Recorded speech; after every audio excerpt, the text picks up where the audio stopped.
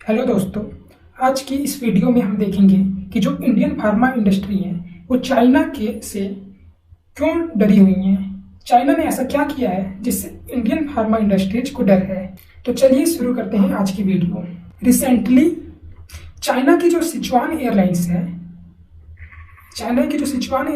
है उसने अपनी सर्विसेज जो है वो 15 दिनों के लिए होल्ड कर दिया है, यानी अपनी सर्विसेज 15 दिनों के लिए बंद कर दिया है। अब सिचुआन एयरलाइन के अपने सर्विस बंद करने से जो फार्मा इंडस्ट्री है उन पे कैसे इम्पैक्ट पड़ता है। तो जो सिचुआन एयरलाइंस है वो चाइना गवर्नमेंट की एयरलाइन है, तो इसने अपने 15 दिनों के लिए सर्विसेज बंद कर दी है। और इन्होंने रीजन बताया कोरोना की वजह से, क्योंकि इंडिया में कोरोना का सेकेंड वेव चल रहा है जो कि बहुत ही ज़्यादा घातक हो गया है। और इसी वजह से कई देश भी अपने फ्लाइट्स वगैरह कैंसिल कर रहे हैं। यूएसए वगैरह अपने सिटीजन्स को बुला रहे हैं, यहाँ जो इंडिया में है उन्हें वहाँ बुला रहे हैं। तो इसी वजह से चाइना ने भी अपनी एयरलाइंस को 15 दिनों के लिए बंद कर दिया है।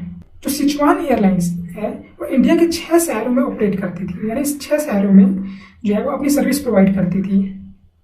और इसी एयरलाइंस पे इंडिया की जो बहुत सारी इंडस्ट्रीज हैं, जो फार्मा इंडस्ट्रीज हैं, वो डिपेंड करते थे। अब ये कैसे डिपेंड करते हैं?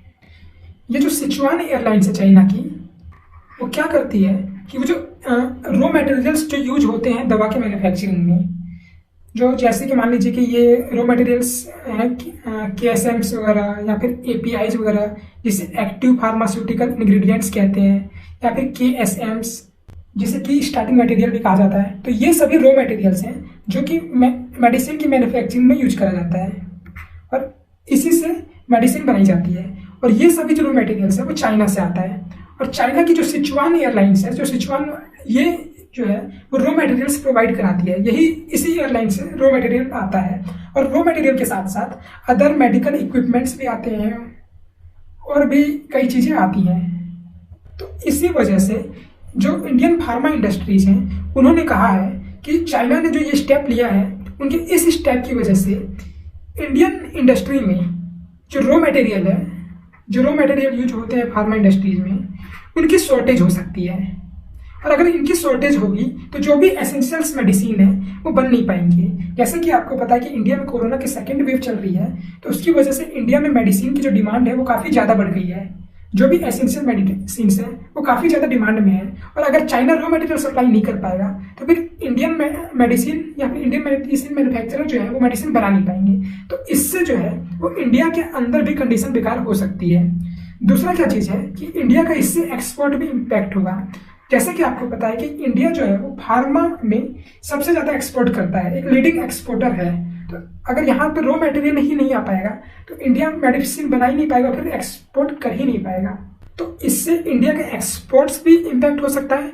और जो इंडिया में इंटरनल कंडीशन है, जो इंडिया का इंटरनली भी इम्पैक्ट हो सकता है, क्योंकि कोरोना वेव्स बहुत ही घातक रूप में आया हुआ है इंडिया में। यहाँ पे एक चीज़ और ध्यान देने वाली बात है कि जो हमारे 60 से 70% जो भी रॉ मटेरियल्स हैं जो कि दवाई बनाने के लिए यूज होते हैं, ये KSMs APIs वगैरह, तो हम चाइना से इंपोर्ट करते हैं। लगभग 60 से 70% इतना हैवी क्वांटिटी में इंपोर्ट करते हैं। तो अगर ये रुक जाता है तो आप इसी से अंदाज़ा लगा सकते हैं कि हमारी दवाई कंपनियों को कितना इफेक्ट करेगा ये चीज़ें।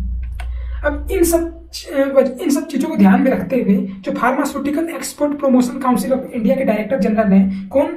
रवि उदय भास्कर ने कहा है कि जो इंडियन एम्बेसी है चाइना में, तो उसे इंटरवीन करना चाहिए चाइना के इस स्टेप में और उनसे नेगोशिएट करना चाहिए, क्योंकि अगर ये नहीं हो पाएगा तो इससे इंडियन जो फार्मा इंडस्ट्रीज है वो इम्पैक्ट हो सकती है। इससे इंडिया में भी इम्पैक्ट हो सकता है, इससे इंडिया के एक्सपोर्ट में भी इम्पैक्ट हो सकता है। तो इसीलिए रवि उदय भास्कर ने एक लेटर लिख के चाइनीज इंडियन एम्बेसी को, जो कि चाइना में है, तो उसे कहा है कि वो इंटरवीन करे इस स्टेप पे। धन्यवाद।